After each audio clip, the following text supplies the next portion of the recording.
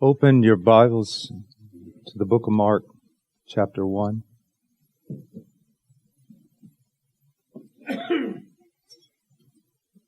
Many commentary writers on the book of Mark have said this, and I believe this. If you read the book of Mark correctly, you will be literally exhausted at the end of the book. Because the book is written in a way in which they are these snapshots of Christ. I mean, they just fly like a shutter speed on a camera. Bam, bam, bam, bam. Now, just look in chapter 1. Look at verse 10. Immediately coming up out of the water. Immediately. Look at verse 12. Immediately the Spirit impelled him to go out into the wilderness. Look at verse 18. Immediately they left their nets and followed him. And it just continues on and continues on. Immediately. Then you get to 29. And immediately after they came out of the synagogue, they came into the house of Simon and Andrew with James and John. Verse 30, now Simon's mother-in-law was lying sick with a fever, and immediately they spoke to Jesus about her. Immediately. So what we're seeing here is Jesus never ceased to be God. But what He did as a man in the power of the Holy Spirit. He was the last Adam who came to reverse the undoing of the first Adam. Then we get to a very, very important text in 32. When evening came, now this is after all the immediates. It says, and when evening came, after the sun had set, they began bringing to him all who were ill and those who were demon-possessed. And the whole city was gathered at the door. And he healed many who were ill with various diseases and cast out many demons. And he was not permitting the demons to speak because they knew who he was. Now, I learned this from Leonard Ravenhill when not anything he said, but when I would ever go and hear him preach when he would come to Fort Worth. I can't tell you that I remember a lot of the things that he preached, but the one thing that is ironed in my mind, I mean, it's just, I can still see him. And something that the Lord has laid upon my heart is that after the sermon, the ministry begins. In that, I would see Leonard Ravenhill as an old man stand there for hours talking to people, especially young people. And if you've ever ministered in that way, a sermon is exhausting if it's preached with earnestness. When the Spirit of God works through a person, it literally takes a toll on their physical well-being. And then for hours afterwards, hours. And some of you know exactly what I'm talking about. You literally crawl into bed. You are so exhausted. But look at our Lord. Look at His humanity. This is real humanity. He came in the likeness of sinful flesh. That doesn't mean He was sinful. It means He came with not a pre-fall Adamic body, but He came with a body that was susceptible to all the consequences of sin, the innocent consequences of sin. Being tired, being buffeted, being broken, being able to die, to suffer. And so here we have a man in which the Spirit of God is working through him with so much power. He's fighting not only the natural ills of the fall, he's fighting the demonic. He's doing everything. Virtue is going out from him. Okay? One time in Peru, I took a doctor with me. And I was up in the northern mountains in a place called Santa Rosa. And he was a doctor. He's a very good doctor. But, he could only bring a few things. It wasn't like he had a surgery table with him. And I will never forget what happened.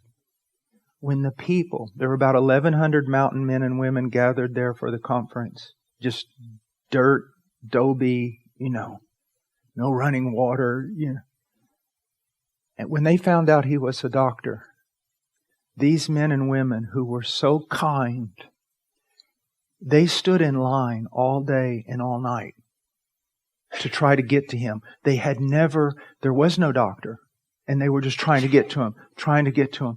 And I saw them not like when we see this picture of Jesus working, I can imagine how a Renaissance painter would paint it.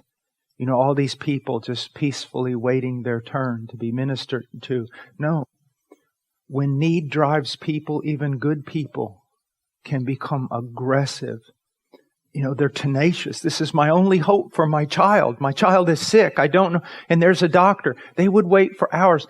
That doctor literally for 3 days was shut up in an adobe thing from night till morning to night, and people clamoring and standing outside trying to get in. He was so wore out that he couldn't even hardly walk. So that's the picture we have here. Here are people in absolute desperation. I mean, children that are demon-possessed, others who are dying, others, you would do anything as a father and mother, even to the point of violence, even to the point of ripping a roof off a house, right? So I want you to see, here is the Messiah, here is Christ, and He is literally just drained. But look what we see. In the early morning, 35, while it was still dark. Now see, He was ministering while it was still dark. And now it's still dark again. And now I am not saying to you young ministers that you're supposed to live every day with 3 hours of sleep. That's not what I'm saying. That's not what this text is saying. What this text is saying, though, is that there's never a reason to leave off meeting with God. And sometimes, yes, you're going to go to bed at 1:30 and you're going to have to get up while it is still dark. Now, you can't live that way, but you must live a life of prayer. And it says, Jesus got up, left the house, and went away to a secluded place and was there praying. Secluded place. Jesus loved people, but we often find Him in a secluded place.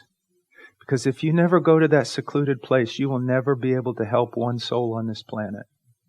It's the secluded place that make men and women able to be useful to the Lord. And He was praying there. Simon and his companions searched for Him. They found Him and said to Him, "Everyone is looking for you." Oh. Are you so heavenly minded, you're no earthly good? Don't you know there are people hurting? Don't you know there are babies crying? Don't you know there are people out there who need you, and you have gone off to have a devotional time? You see how this devil works? You see that? Young men, listen to me.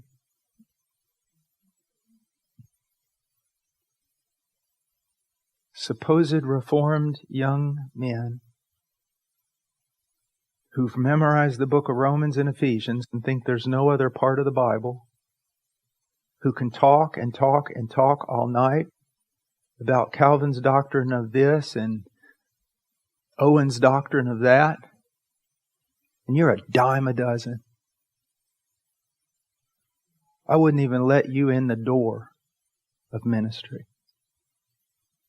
And that's what's wrong with this whole reform movement, and the young reform people and all this stuff. There's a difference about learning something from a book and learning something from the Bible. Learning something in a library and learning something in the prayer closet.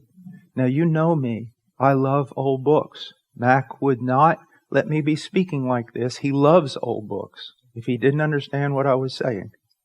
Not against books. But is this your life? You know one of the worst things about young ministers? Bachelor packs, I call them. They run in packs. Men of God don't run in packs. I was very fortunate that when I was converted, I went to a church that had an extraordinary man. No, he wasn't reformed. to this day, I've never heard anyone preach with his power. Never. Never. And I remember when I sensed the call, I walked into his office. When you went into his office, this wasn't fake.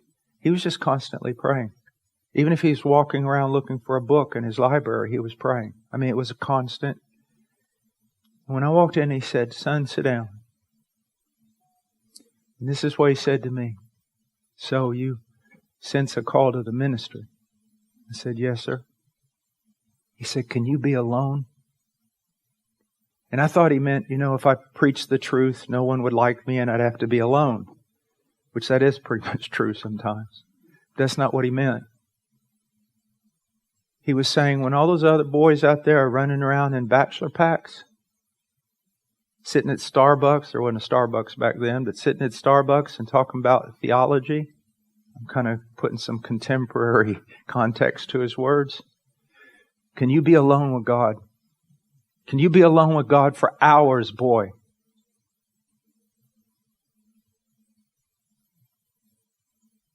Do you see? Do you see? Sometimes I get so sick of preaching. Why? Talk. Words. Platitudes. Emotions. Where's the power? So much talk. Big talk.